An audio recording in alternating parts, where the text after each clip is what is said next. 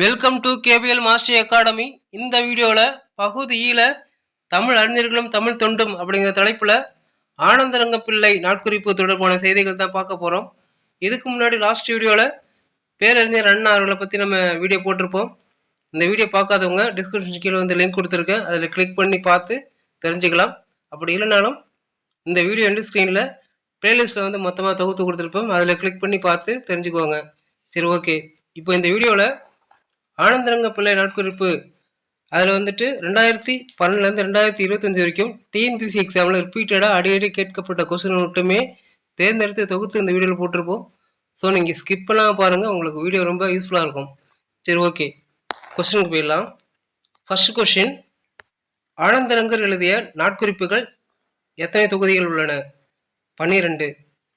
அடுத்தது second question, Anandarangar நாட்குறிப்பை தரவாக கொண்டு எழுதப்பட்ட நாவல் எது? வானம் வசப்படும். இந்த வானம் வசப்படும் அப்படிங்கிற நாவலை எழுதினது யாருன்னா பிரபஞ்சன் அவர்கள் தான் எழுதியிருப்பார். ஸோ இவர் வந்து ஆனந்தரங்கர் எழுதிய அந்த நாட்குறிப்பை பேஸ் பண்ணி தான் இந்த வானம் வசப்படும் அப்படிங்கிற நாவலை எழுதியிருப்பார். யாருன்னா பிரபஞ்சன் அவர்கள்.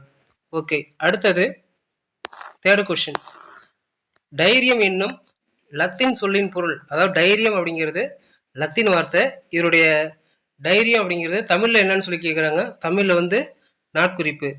ஓகேங்களா? அடுத்தது ஃபோர்த் கொஸ்டின், இந்தியாவின் பெப்பிசு என அழைக்கப்படுவோர் யார்? ஆனந்தரங்கர். அதுவே உலக நாட்குறிப்பு இலக்கியத்தின் தந்தை என்று அழைக்கப்படுவோர் யாருன்னு சொல்லி கேட்டாங்கன்னா சாமுவேல் பெப்பிஸ். உலக நாட்குறிப்பு இலக்கியத்தின் தந்தை என்று அழைக்கப்படுவர் சாமுவேல் பெப்பிசு. சரிங்களா? ஓகே, கொஸ்டினை புரிஞ்சுக்கணும். இந்தியாவின் பெப்பிசு என அழைக்கப்படுவோர் யாருன்னு கேட்டாங்கன்னா ஆனந்தரங்கர்.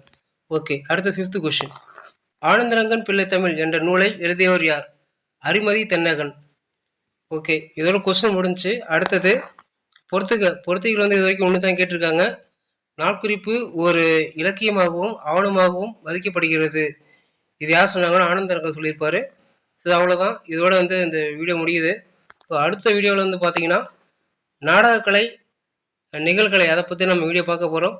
ஸோ இந்த வீடியோ உங்களுக்கு பிடிச்சிருந்ததுன்னா லைக் பண்ணுங்கள், ஷேர் பண்ணுங்கள், மறக்காமல் சப்ஸ்கிரைப் பண்ணி வச்சுக்கோங்க. நன்றி.